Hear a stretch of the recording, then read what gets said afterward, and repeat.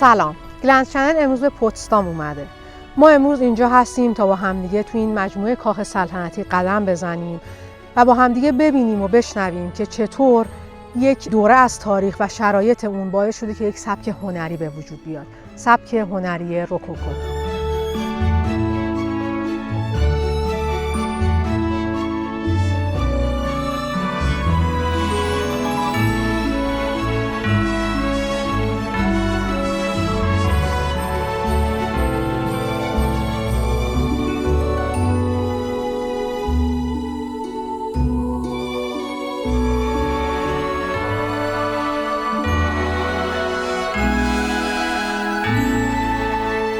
سبک روکوکو یک سبک هنری بود. خودش رو اول توی هنرهای تزئینی نشون داد، توی مجسمه سازی، نقاشی و بعداً به معماری کشیده شد.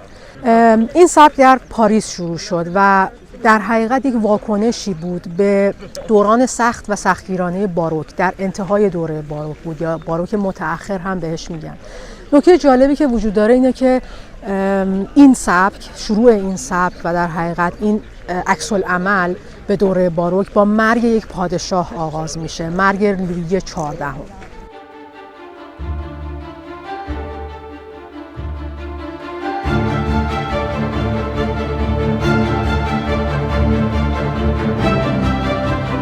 لویی 14 ملقب به لویی کبیر پادشاه فرانسه بود که از سال 1643 در سن 5 سالگی تا زمان مرگش در سن 77 سالگی به تخت سلطنت نشست.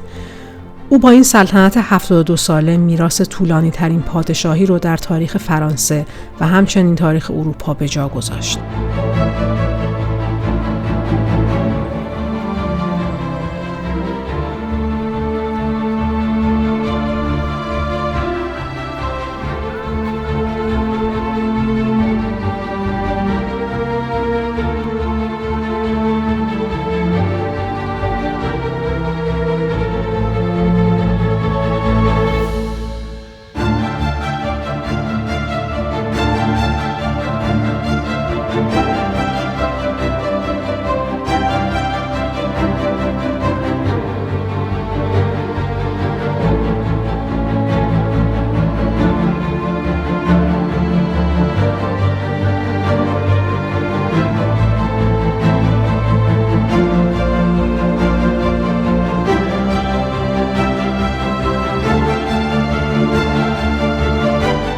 در سال 1715 با مرگ لویی 14 نوه 5 ساله اون وارث قانونی تاج و تختش میشه.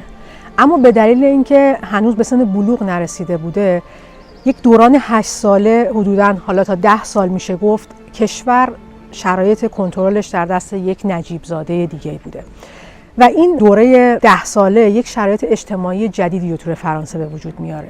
باعث میشه که در حقیقت اون قدرت پادشاهی که قبل اون در اختیار فقط خانواده سلطنتی بوده بیاد و پخش بشه بین اشراف.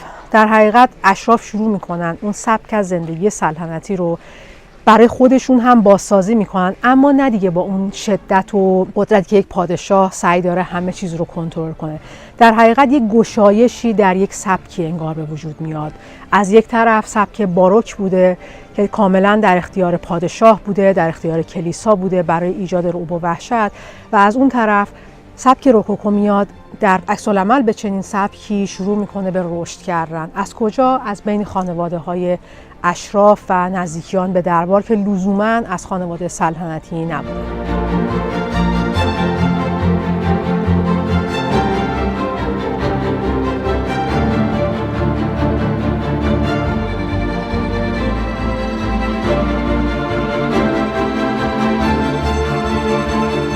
لویی 14 نماد قدرت مطلق بود. اون حاضر نبود قدرت خودش رو با هیچ کسی تقسیم کنه. وقتی که اون مرد در حقیقت این قدرت در اختیار نخبه ها قرار گرفت. ولی اونها نمیخواستن مثل لویی 14 باشن. اونها شروع کردن به لذت بردن از زندگی و سبک روکوکو در حقیقت منعکس کننده این حال و هوای روزگاری که اونها داشتن میگذروندن، پر از تجملات، پر از رقص، پایکوبی و جشن‌ها. و ما اینو توی تمام تابلوهای نقاشی، توی مجسمه سازی‌ها و توی رنگ‌هایی که حتی استفاده می‌کردن توی کاخ‌ها و بناهاشون میتونیم ببینیم.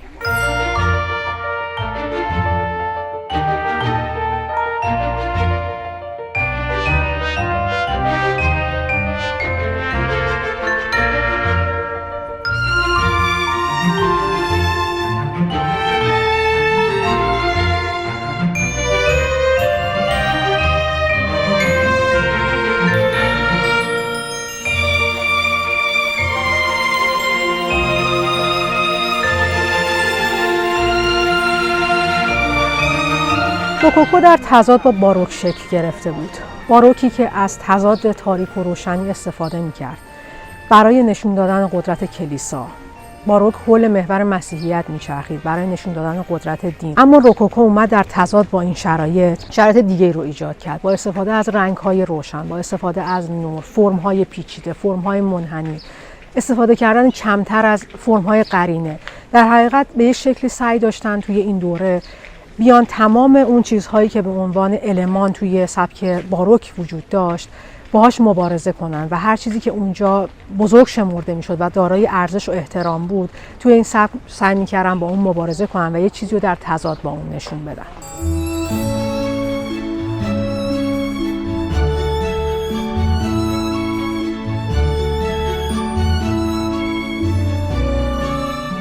اگر تا اینجا با ما همراه بودین میخوام ازتون خواهش بکنم که حتما گلنس چنل رو سابسکرایب کنید و این ویدیو رو لایک کنید و نظراتتون رو برامون بنویسید. نظرات شما برای ادامه راهمون خیلی مهمه.